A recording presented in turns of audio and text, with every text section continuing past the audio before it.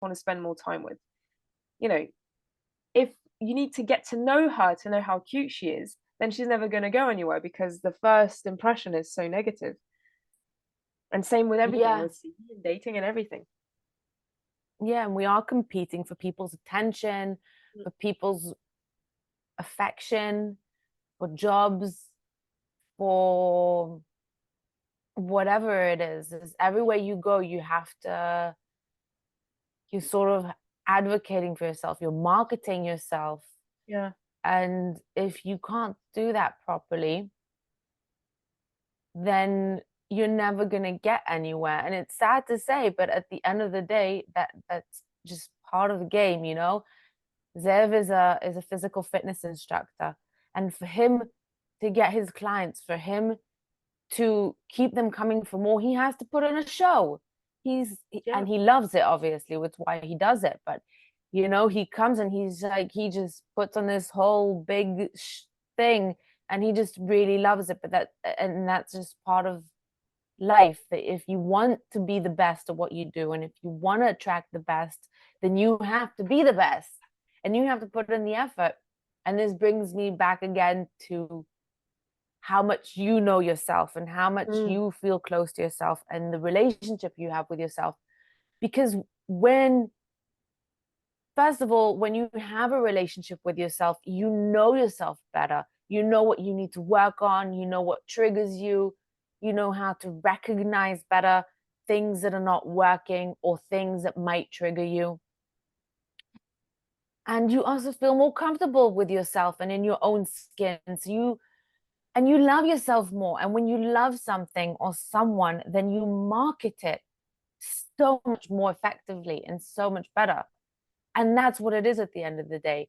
Because when you love yourself properly, or when you believe in yourself and when you believe in your abilities and capabilities, then you're much more effective in your convincing of other Mm. people that you are good and that you are worth it.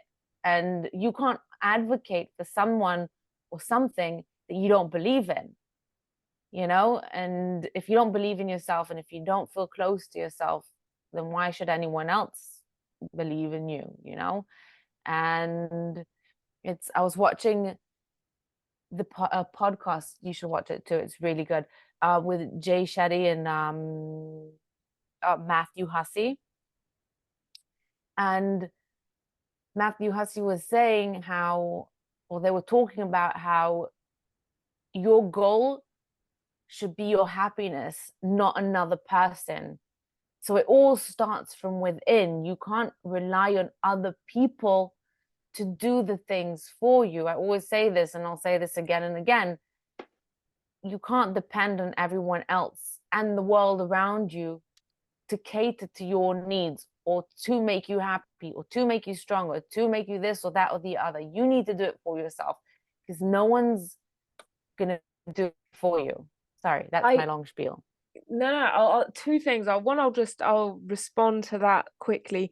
Of I haven't listened to that podcast, but I will. But I would say your goals should not be happiness. Your goals should be contentness, and it should be as far away from unhappiness as possible. Because I think if Mm-hmm. happiness is such a vague concept that it's Mm-hmm. kind of like when you're having sex. The goal shouldn't be orgasm. The goal should be pleasure, and Exactly. orgasm is a byproduct of that. And it should just be enjoy yourself, have fun. Because if the goal is orgasm, then you're not taking the time to explore everything else. Mm-hmm. And Mm-hmm. and if you and sometimes we'll have sex, and then we one of us isn't going to have an orgasm, but it was such a nice, fun, enjoyable thing.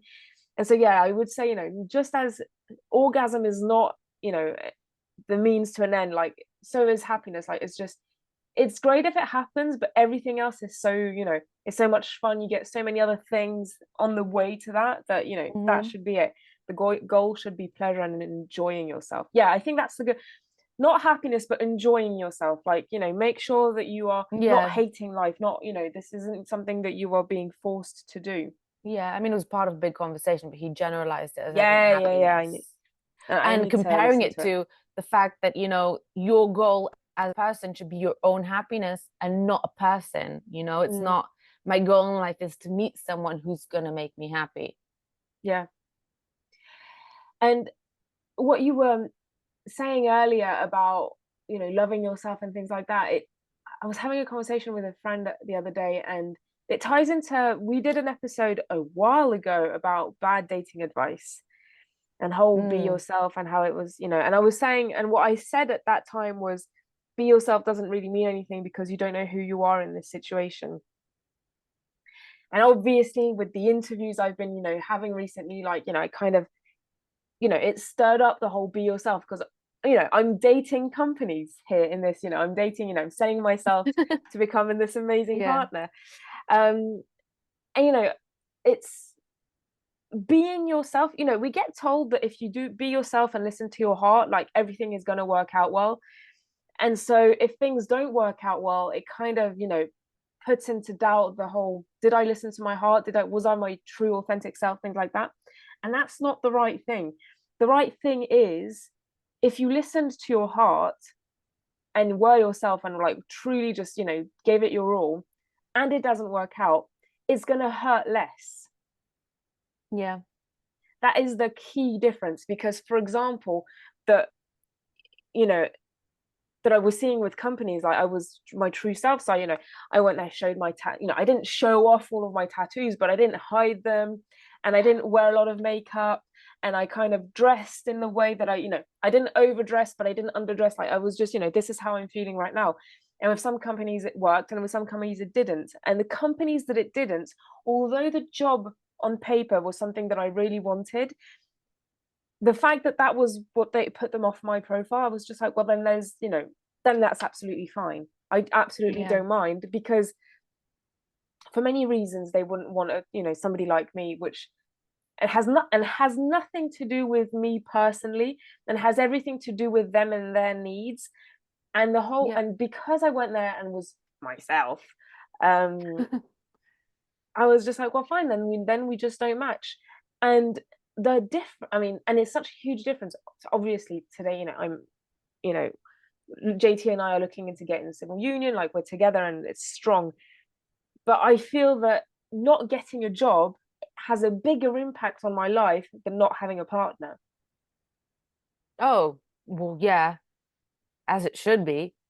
But I mean, to each their own. But yeah, I think But this to people say that, prioritize. if you understand that, if for a company it's a bigger financial stability deal than finding a partner, because, if I don't have a partner but I have a job, I can still eat and live and shower, and Mm-hmm. and just have a Yeah. bed to sleep in. But if I have a partner but not a job, then it becomes a bit more complicated. All this to say Does. that, And then it impacts also them. exactly. And some people can completely rely on their partners financially, and good for them. But a lot of Also, people it also can't. impacts the dynamics because if you're stressed out trying to find a job, then that stress can impact the person that you're with. Oh, for sure. But um, there was something I was going to say about the whole thing, and I forgot. Well, anyway, it's this whole, and it's the reason why I kind of bring these things up of, trying to think about how can I be my best self and things like that, because I'm somebody who, when I made a mistake, or when I, the whole thing of, you relive a conversation like a million years later, and you're like, this is what I should have said, and that type of thing. And I'm this type of person, I'm constantly kind of reassessing everything all the time. How could I have done better? How this, how that. And the job into process now, I'm just coming Mm-hmm. to the thing of, it is, constantly reevaluating your needs, where you are, what you're expecting. And I was saying this in an interview where they were asking me all of these questions, and I had a moment of, God, today I'm 32. When I was 22, I would not have been answering these questions this way. And I would have been honest at that time as well. Like, just because I changed doesn't mean I was dishonest. It's just that I'm such a different person. And 10 years is a long but short time. When I was Yeah. 22, I was, kind of, I was nearly done with my studies. I had moved away from home. I was owning money and things. On paper, I'm a very similar person. And even 5 years ago, before COVID, I was such a different person as well. And yeah, and making it okay. I think it's, making it accepting that you are somebody that changes, but Mm-hmm. therefore other Yeah. people change as well. Oh, yeah. It's important to understand that change is part of life, and we need to adapt to change. And we were having this conversation the other day as well, Zev and I, and we were talking about how, as humans and as people, we are constantly changing and evolving. And I am not the same person as I was in the beginning of our relationship. I'm not the Mm, same person as I was 2, 3, 4 years ago. And I'm not the same person I'll be in a year, 2 years, 3 years, 5 years, 10 years from now. We are constantly changing and evolving. And if we don't reevaluate ourselves in our life, and if we don't adapt, and if we don't constantly mirror these changes back to ourselves and how we are in within it and where we want to be within it, then we're just going to get lost, and yeah. we're going to lose sight of ourselves, and then we don't know what to bring to the table. We don't know what we want to bring to the table. We're talking about this in relation to our relationship, where when you're in a relationship, whether it's with your job, it's your partner, it's your friend, you are constantly evolving and changing. There's not much you can do about it. And I mean, there's not much you can do to stop it. But when you're in a relationship, you have to constantly have that conversation. It's like, I was calling it it's like updating your version of whatever it is. And a conversation with someone and communicating it with someone is what helps you evolve together. Because when you're with another person, or when you're in a job and you're changing with the times, then you can either grow apart or you can grow together. And the way to Mm, grow together is to be so in tune with yourself and in tune with the other person, that you are just on top of things, and you're not losing yourself in the process. And I think it's important to be in tune with yourself, so you can be your best self, so you can always bring yourself to the situation and not have to fake it or not have to put on masks. And at the end of the day, you don't want to get a job that doesn't accept you for who you are, or that every single time you go for a meeting or whatever, you have to hide your tattoos, you have to hide this, that, or the other. Or in a relationship, when you are bringing something that isn't you on the first, second, third, fourth date, then you're going to have to continue bringing a fake you, because that's what the other person's going to expect, you mm. know so you have to bring what you want them to see and expect from you every single time. Yeah, I agree. And thinking about, changing and accepting change and things like that, it's, I think about how I've changed in certain things. And so one of my kind of, how to put this, like, difficulties, like, something that I have trouble accepting with myself is that I don't have many long-term friends. Mm-hmm. And I don't have many kind of like these passionate friendships that I used to have a lot, like up until fairly recently, like a couple of years or so.